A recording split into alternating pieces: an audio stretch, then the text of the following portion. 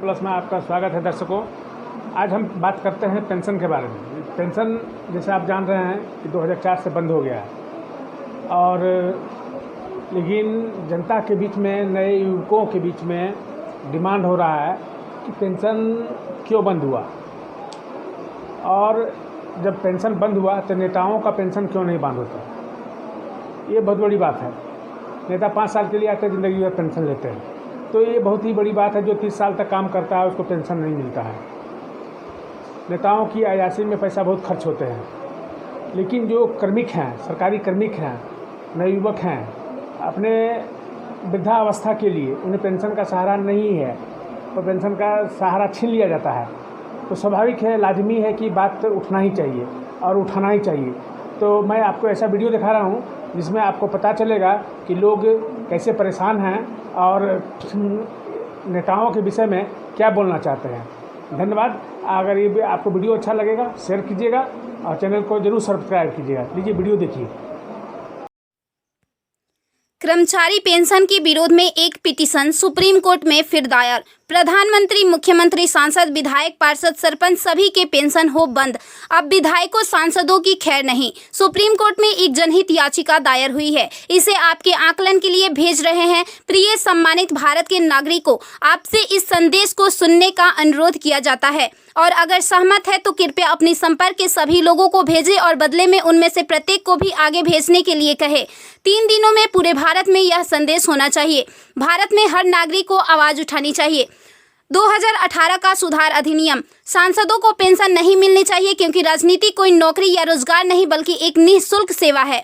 राजनीति लोक प्रतिनिधित्व अधिनियम के तहत एक चुनाव है। इसकी पुनर्निर्माण कर कोई सेवानिवृत्ति नहीं है, लेकिन उन्हें फिर से उसी स्थिति में फिर से चुना जा सकता है। वर्तमान में उन्हें पेंशन मिलती है सेवा के 5 साल होने पर। इसमें एक और बड़ी गड़बड़ी यह है कि अगर कोई व्यक्ति पहले पार्षद रहा हो, फिर विधायक बन जाए और फिर सांसद बन जाए तो उसे एक नहीं बल्कि 3-3 पेंशनें मिलती है। यह देश के नागरिकों के साथ बहुत बड़ा विश्वासघात है जो तुरंत बंद होना चाहिए। केंद्रीय वेतन आयोग के साथ संसद सदस्यों, सांसदों का वेतन भत्ता संशोधित किया जाना चाहिए और इनको इनकम टैक्स के दायरे में लाया जाए। वर्तमान में वे स्वयं के लिए मतदान करके मनमाने ढंग से अपने वेतन व भत्ते बढ़ा देते हैं और फिर उस समय सभी दलों के सुर एक हो जाते हैं। इसके उल्टा जो व्यक्ति अपने जीवन काल में 30 या 40 वर्षों तक शासकीय सेवा कर सेवानिवृत्त होता है, उसकी पेंशन बंद कर दिया जाता है। सांसदों को अपनी वर्तमान स्वास्थ्य देखभाल प्रणाली त्यागनी चाहिए और भारतीय जन स्वास्थ्य की समान स्वास्थ्य देखभाल प्रणाली में भाग लेना चाहिए। इलाज विदेश में नहीं, भारत में होना चाहिए इनका। अगर विदेश में करवाना है तो अपने खर्च से करवाए, अन्यथा मर जाए। मुफ्त छूट, राशन, बिजली, पानी, फोन बिल जैसी सभी रियायत समाप्त होनी चाहिए। वे न केवल ऐसी बहुत सी रियायतें प्राप्त करते हैं बल्कि वे नियमित रूप से इसे बढ़ाते भी रहे हैं। अपराधी नेताओं को चुनाव लड़ने से रोका जाए। संदिग्ध व्यक्तियों के साथ दंडित रिकॉर्ड, आपराधिक आरोप और दृढ़ संकल्प अतीत या वर्तमान को संसद से प्रतिबंधित किया जाना चाहिए। कार्यालय में राजनेताओं के कारण होने वाली वित्तीय हानि उनके परिवारों, नामांकित व्यक्तियों, संपत्तियों से वसूल की जानी चाहिए। सांसदों को भी सामान्य भारतीय लोगों पर लागू सभी कानूनों का समान रूप से पालन करना चाहिए। नागरिकों द्वारा एलपीजी गैस सब्सिडी का कोई समर्पण नहीं जब तक सांसदों और विधायकों को उपलब्ध सब्सिडी, संसद कैंटीन में सब्सिडी वाले भोजन सहित अन्य रियायतें वापस नहीं ले ली जाती।